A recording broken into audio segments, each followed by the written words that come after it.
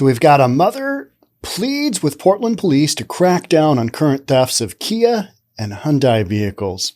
A Portland mother said her 16-year-old daughter has stolen 3 Kia vehicles, taking part in the TikTok trend. She said she reported it to police, and they did what? What did they do? Nothing. They're not able to really work on car thefts at this point in time. We're going to get into that. But have you seen this TikTok trend?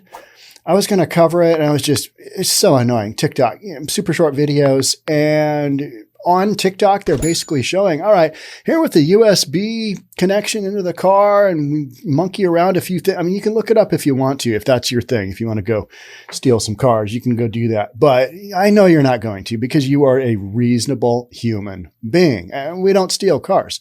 But information like that is so readily available in a format like TikTok now that kids are out doing it. So we've got a mom who is saying, hey, what's the dealio? My daughter's out stealing 3 cars and she's wildly concerned. All right. We've been talking about that, about the impact of defund the police and how that's going to go. That's the basis of what we're going to get into today, because Portland police don't have the bandwidth to be able to respond to all the crime that's going on. Car thefts, catalytic converter thefts, unless you've got a major problem and it's happening right now, you may or may not get a response. And the police are doing the absolute best that they can. I hear from Portland police all the time, hey, we don't have the manpower to cover it. The only way we're keeping up is with all these folks taking on overtime shifts. And that's not a reasonable way to run your police force, but that's the way it is right now. And so you've got these stories coming out of places like Portland. You've got them coming out of Seattle too, where police are just basically overrun with this kind of crime going on. Let's get into it. A TikTok trend. Yeah. I mean, here's how to steal cars. This would be great. How does TikTok let that go? How does my content get demonetized all the time? All the time. No, yeah, that's too violent. That is a tragic story. Tragedy, not within the guidelines of what we're doing here. But on TikTok, you can show how to steal vehicles. Yeah. Crazy, right? Let's just take a quick look at the video. Let's take a quick peek and see what we've got going on here. They're still in these cars, wrecking them, or joyriding in them, wrecking them. Sherrie knows all about the Kia Challenge, the TikTok trend daring people to steal Kias and Hyundais. Started with a charger piece, like this. Videos show how to use a USB cable and other tools to do it. This summer, Portland police stats show thefts of those makes have more than quadrupled in Portland. Similar story in other cities. It all pains Sherrie, but not as a car theft victim. It pains her as a mom. I have notified the police, because my daughter is involved in that. Sherrie says her daughter, who's 16, has been involved in at least 3 Kia thefts this summer. 2, she says, ended in dangerous crashes, including one last week. It was wrecked so bad that it caught fire. I spoke to an officer there who informed me that there's nothing that they're going to do. So these families are out here hurting and being victimized without any justice. And being that my child is involved, I'm not going to sit back and not do anything. Sherrie says she reported all 3 thefts to police, but says they never followed up with her on any of them. She says her daughter and friends see that, which just emboldens them. That is my biggest reason why I'm stepping out, because I know that there's a lot of other parents that's dealing with this. All right, so the popular TikTok trend dares people to steal Kia and Hyundai vehicles. Videos posted on the social media site show how to use a USB cable and other tools to do it. According to Portland police statistics, a total of 84 Kia and Hyundai vehicles were stolen in July, just July of this year. More than quadruple the number of those reported stolen in July of 2021. So clearly this is a trend. Clearly this is, cause and effect, right? Sherrie said her 16-year-old daughter has been involved in at least 3 Kia thefts this summer, and she said 2 thefts ended in dangerous accidents, including one last week. All right, some of my thoughts is, okay, your kid's out stealing cars. What is that looking like? Have you grounded that 16-year-old? Is she still out there doing her thing? Because I know you're calling the police to say, hey, help. But this is literally something we talked about at the very beginning of the defund the police thing, that the communities that would be impacted the very most are the communities that have the greatest levels of this type of activity going on. And here we are a couple of years later, and this is the reality. This is the reality. That whole defund the police and take that money and put it into social programs for the community, those are great and all, but you got to have police to respond to these types of calls as well. And in Portland, you just don't have that. So I do feel bad for parents like this, but this is what you paid for. This is, you're getting what you're paid for. So the best thing you can do as a Portland resident, make that vote count. Because what you've got going on right now is a direct result of defund the police and crapping on law and order in general. Not just the police, but firefighters, first responders, everybody else. You've got an environment where this kind of thing is just, elevated. And it's not elevated just in Portland or Seattle or LA. It's elevated all across the country. More particularly in West Coast cities that have this kind of thing going on. And a lot of that I blame on the fact that you've got a legal system that doesn't really, put the kibosh on this kind of thing anymore. Steal a car? Remember the game Grand Theft Auto? Do we even have Grand Theft anymore? It's like, they just stole a car. It's fine. So I think if you thought just a couple of steps beyond what you're dealing with the whole defund the police thing, you'd be able to make those connections of, all right, okay, so say we defund the police, even just a little bit, and you've already got a city where their numbers are way down. Portland and Seattle are perfect examples of that. Portland in particular, I think Portland's worse off than Seattle, just from all the stats that I see and what's going on. And from that standpoint, okay, you tweak a force that's already down, you're not going to be able to respond to anything but the worst of the calls, priority 1, priority 2 calls, from my understanding. And so this is normal. This is your new normal. Yes, we want to see those stolen cars not happen, but this is where we're at. And you can't blame the police. The police don't have the bandwidth to get to it. That's just simple facts. It's math. It's math. You've got XYZ number of cops. You've got XYZ number of calls coming in. You can't get to them all. You just can't. So you got to, it's triage. You got to, okay, that guy's going to die over there. All right. So we're going to respond to this one. We can save this one. That guy, not so much. Dead. And that's your calls of property theft, car theft, all misdemeanor stuff, shoplifting, and these thieves know it. They know it. And like this gal said at the end of the little clip there, is that her daughter knows it too. Her 16-year-old daughter knows it.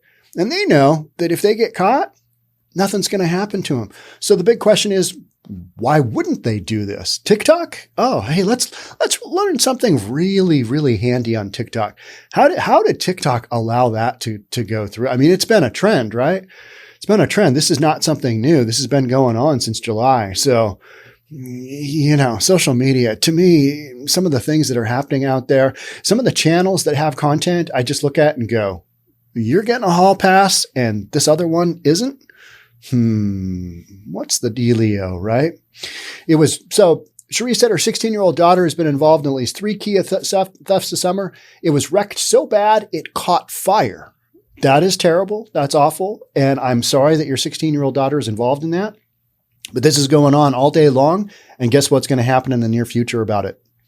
Nothing. So it sucks. This situation sucks. But you get what you paid for. Portland defunded their police. And you don't have enough police to begin with. And you've had so many police quit and retire, do lateral moves elsewhere. You're short-staffed. This is what it looks like. This is the new landscape, unfortunately.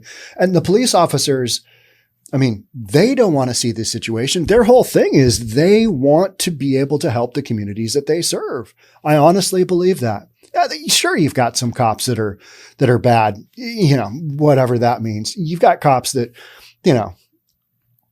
aren't treating folks like the rest of them, but that's kind of true of any industry, right?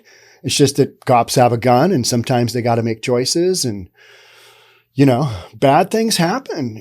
I was watching a video the other day when it was, where was it an issue? I think it was in Seattle here. And somebody went after a cop. They had been screaming in the streets and they went after a cop with a knife and, they got taken out. And their relative was like, that person, they just needed somebody to hold their hand and say everything's going to be okay. Cause I talked to that person an hour before and, they were really hurting. Yeah. But that person belongs in a mental institution because they're nuts, or they belong in treatment because they're so whacked out on drugs. Because if you go after a cop with a knife, you know what I mean? Guess where that's going to end up? It's not going to end up well for you. And if you make it through that, that's a miracle. Because, if there's a threat like that and you go threaten the lives of police officers, they do have guns and that's how, they are trained to respond. So it's not that, I don't think cops are just taking people out left and right. I think more cops are getting taken out than we are made aware of, because those storylines, you just don't see them very often, but they're out there. They're out there on the down low. An officer there informed me that there's nothing they're going to do, talking about the mom with the kid with the cars, stealing the cars. So these families are out there hurting and being victimized without any justice. And that right there is exactly what a lot of us said would happen. Hey, the communities of color are going to be impacted the most by this. That's just what's going to happen. And here we are. Here we are literally seeing that go on, and people are scratching their heads going, what happened? Where's the police? Well, you defunded them, and what'd you expect? Here we go. Here we are. Being that my child is involved, I'm not going to sit back and not do anything. So the best thing you can do is make your vote count. That's literally the only thing you can do, because you can bitch all you want, but until there's more police out there, those are the guys that go answer the calls. You don't have social workers going and answering the stolen vehicles calls, do you? And it's not a priority in a city that doesn't have enough public safety to go around. So, I mean, this is kind of one of those, well, what did you think was going to happen? Sherrie said that she reported all 3 thefts to police, but said they never followed up with her on any of them. She said her daughter and friends see that and are emboldened by it. And it's not just car theft, right? It's a ton of other, all this other stuff that's going on, and all these communities that are taking what used to be actual crime and bringing it down to a misdemeanor. If it's under $950 worth of value, you're good. You're a good human being. We'll just let you out. I mean, there's so many instances of that. And that's a lot of what I'm reading now is crime that we know is elevating, and it's going on, not right underneath our noses, but right in front of us. I mean, right in front of us. And this is one of those stories. All right. So your kid's stealing cars. What do we do about it? Make that vote count, right? This is my biggest reason for stepping out, because I know there are a lot of other parents dealing with this. And we said this would happen, and it is happening. And here we are.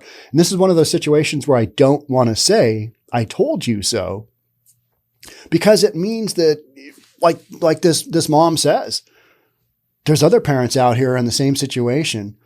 And Sherrie said that she didn't have the names of the officers she talked to. Without that information, a police spokesman couldn't respond to her specific situation. We don't even need to know. What happened? What was the situation there? You don't have enough bandwidth to cover car thefts. Period. This is not new. This is the dealio, right? But on the car theft problem in general, he said officers do follow up work in between responding to 911 calls, and almost every shift is constantly short officers.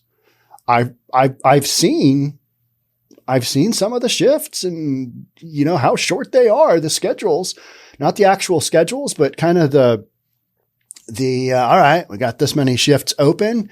We got this many, overtime hours available. How are we going to cover them?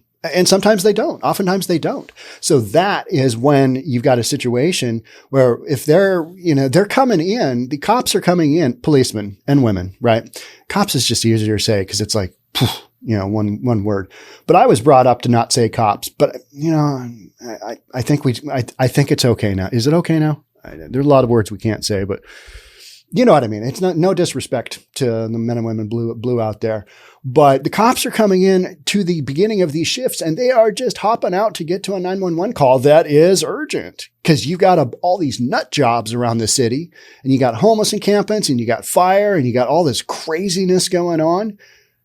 They can't get to, property crimes. Can't get to it. Bandwidth issue, labor shortage. Don't have the manpower. It frustrates us that we can't give the highest level of service we believe our community deserves, said Portland Police Lieutenant Nathan Shepard in an email to KGW. And we hear this over and over and over. These people take a vow for public safety. And, I'm sure when they roll up and people are just bitching them out for why did it take you 4 hours to get here? Well, see, we had a gunshot victim over here and we had to go from there, that part of the city. And I had to drive my ass over here and we had to do a report and we got another gunshot and we got somebody who was doing a stabbing. And then we've got, this massive car wreck over. And then we went over here and, they're running from call to call to call. And sometimes they don't have the opportunity to do the follow-up work in between the 911 calls. So it just doesn't happen. It's a non thing. I think they get to it eventually, but it might not be as soon as people want. And it's not what people are used to. And almost every shift is constantly short officers. So police also shared that the Donald E. Long Juvenile Detention Home will only accept youth for certain serious crimes, typically for violent offenses outlined here. So even if they did catch this gal's daughter, odds are they're not going to do much. And odds are prosecutor is going to go to the wall, at this kid. And the judge isn't going to say, you're right. All right, let's put her away. Just nothing's going to happen. It's just, it's not what we're doing. In the meantime, Sherrie worries this trend of car thefts will only get worse and the consequences more serious. She hopes her daughter will finally listen. So there's some personal responsibility there as well, right? You are a parent. I get it. It looks like, this gal that's talking has a young offspring, like a 1 or 2 year old on her hip when she's doing this interview, probably her kid. I get it. People have, other children. I got this 16-year-old that's wildly off the hook.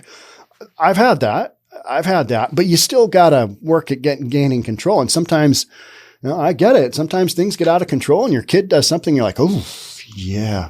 Hope my friends don't hear about that because that is not good. Oh yeah. That whole thing. Whoa, what's going on there? What kind of a parent would allow that? Oh, me? I allowed that to happen? Oh, yeah. See, there's some personal responsibility here too. Hey, what are you doing out stealing the Kias? Your ass is grounded. Something along those lines. Is that too harsh? Too hard? I know. No, we should probably just give them a timeout for 14 minutes and then take away their Xbox or their PlayStation for, I don't want to hear them bitch too long. So I'm just going to take it away for 20 minutes and then we're going to go to McDonald's and I'm going to talk to them about it. And we're going to get to the bottom.